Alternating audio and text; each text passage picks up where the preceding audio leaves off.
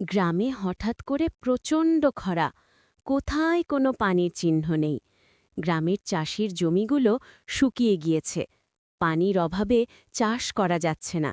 হে আল্লাহ, তুমি এ কোন পাপের শাস্তি দিচ্ছ আমাদের? চাষের জমি ফেটে চৌচির, কোথাও একটু জল নাই, আকাশে তীব্র রোদ, বৃষ্টির কোনো সম্ভাবনা নেই। কি করব এখন আমরা? মা মা খুব খিদে পেয়েছে, কিছু খেতে দাও না। কি দেব বাবা বল, ঘরে তো কিছুই নেই। তোর বাবা বাড়ি আসুক, বাজার থেকে শাকসবজি কিনে আনার পর রান্না করে খেতে দেবানি। একটু কষ্ট করে থাক বাবা। আজ বাজার থেকে আসার সময় একটি বড় দেখে মাছ কিনে আনবা, অনেকদিন হলো মাছ খাই না। কাছে যে কয়টা টাকা আছে তা দিয়ে কোনোরকম শাকসবজি কেনা হবে।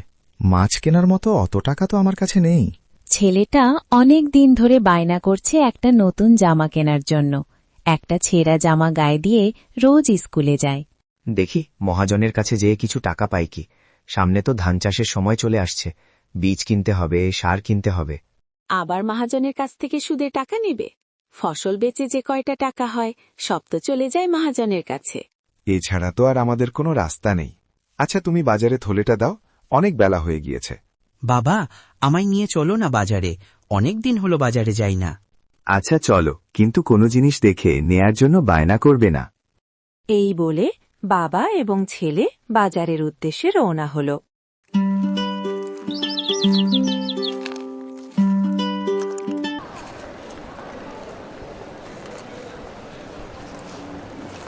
বাবা দেখো, কত সুন্দর একটি খেলনা ওই দোকানে। আমার বন্ধু রাশিদের ঠিক ওই রকম একটি খেলনা আছে, কিন্তু ও আমাকে হাত দিতে দেয় না। এখন তো আমার কাছে টাকা নাই। এইবার জমিতে যে ধান হবে তা বিক্রি করে আমি তোমাকে ওই রকম একটি খেলনা কিনে দিব।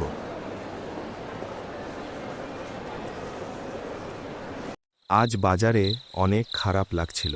কেন, কি হয়েছে? আজ ছেলেটা একটি খেলনা কেনার জন্য বায়না ধরেছিল, কিন্তু কিনে দিতে পারিনি। কষ্ট পেও না, দেখবে একদিন আমাদের সব দুঃখ কষ্ট শেষ হয়ে যাবে। আমাদের মতো গরিবদের সৃষ্টি করা হয়েছে দুঃখ কষ্ট সহ্য করার জন্য। আমাদের ভাগ্য সুখ নেই। তুমি ঘুমিয়ে পড়ো, অনেক রাত হয়েছে, কাল আবার অনেক কাজ আছে।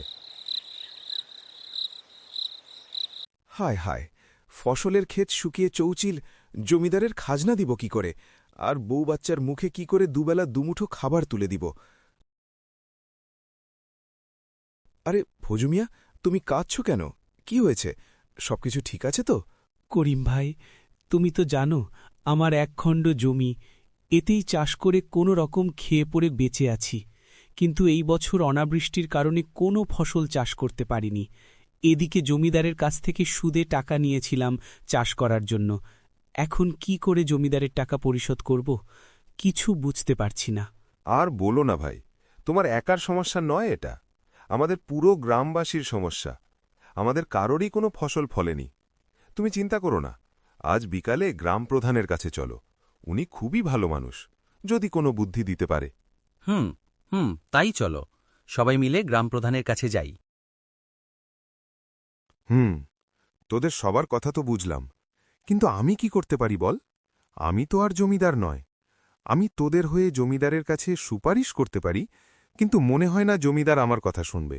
কাকা, আপনি একবার বলেই দেখেন, জমিদার হয়তো আপনার কথা রাখবে। আচ্ছা ঠিক আছে, তোরা সবাই চল তাহলে জমিদার বাড়ি, দেখি কি হয়। এই বলে তারা সবাই জমিদার বাড়ির উদ্দেশ্যে রওনা দিল। সবাই ভয়ে ভয়ে জমিদার বাড়ির উঠানে যেয়ে ডাক দিল। জমিদার মশাই বাড়ি আছেন নাকি? জমিদার মশাই! কি রে, এখন ভর সন্ধ্যায় ডাকাডাকি করছে? ধরতে পারলে গর্দান নেব। মাফ করবেন হুজুর, বড় বিপদে পড়ে আমরা সবাই আপনার কাছে এসেছি, দয়া করে আমাদের একটু সাহায্য করুন। তোদের মতিগতি তো সুবিধার ঠেকছে না, তবে যাই করিস তোদের খাজনার একটি টাকাও মাফ হবে না। এখন বল দেখি তোদের কি সমস্যা? হুজুর, আপনি আমাদের সব আপনার জমিতে চাষাবাদ করে কোনো রকম বেঁচে আছি, কিন্তু এই বছর খরার কারণে জমিতে একটি ফসলও ফলেনি। হুজুর, বাড়িতে ছোট ছোট বাচ্চা, একবেলা না খেয়ে কোনো রকম বেঁচে আছি। খাজনা দিলে সবাই মিলে উপোস করে থাকতে হবে। তো থাকবি, একবেলা দুবেলা উপোস করে থাকা শরীরের জন্য ভালো, বুঝলি? আমিও তো রোজ একবেলা করে উপোস থাকি, স্বাস্থ্য দিন দিন বাড়ছে, বুঝলি? তা তোরা না হয় 2 বেলায় উপোস করে থাক। হুজুর, আমাদের একটা সুযোগ দিন, আমরা কথা দিচ্ছি, পরের বার আমরা সব খাজনা সুদে আসলে দিয়ে দেব, শুধু এইবার একটু দয়া করুন। বুঝলাম।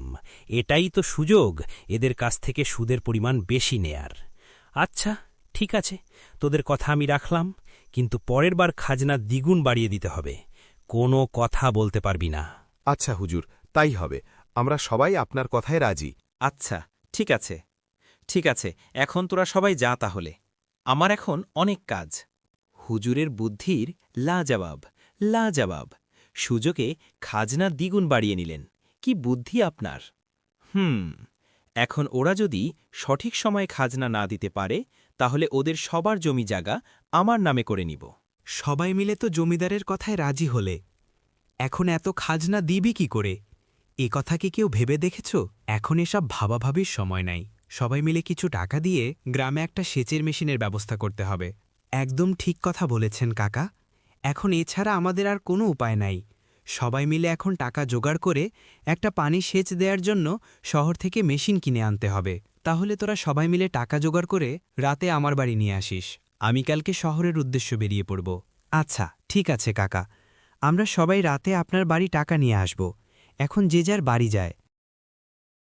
সবার জমানো শেষ সম্বলটুকু নিয়ে রাতে গ্রাম প্রধানের কাছে দিয়ে আসে।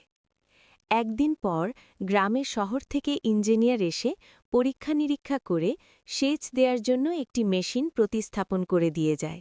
এখন আমাদের যখন ইচ্ছা তখন জমিতে পানি সেচ দিতে পারব, আর আমাদের বৃষ্টির পানির জন্য অপেক্ষা করতে হবে না। ঠিক বলেছেন কাকা। এখন আর আমাদের বৃষ্টির পানির জন্য অপেক্ষা করতে হবে না। সব সময় আমরা জমিতে সেচ দিতে পারব। এবার জমিদারের টাকা পরিশোধ করতে আর কোনো সমস্যা হবে না তোদের। এখন থেকে বেশি বেশি পরিশ্রম করে ভালো ফসল ফলা, যাতে করে জমিদারের সব টাকা পরিশোধ করতে পারিস তোরা।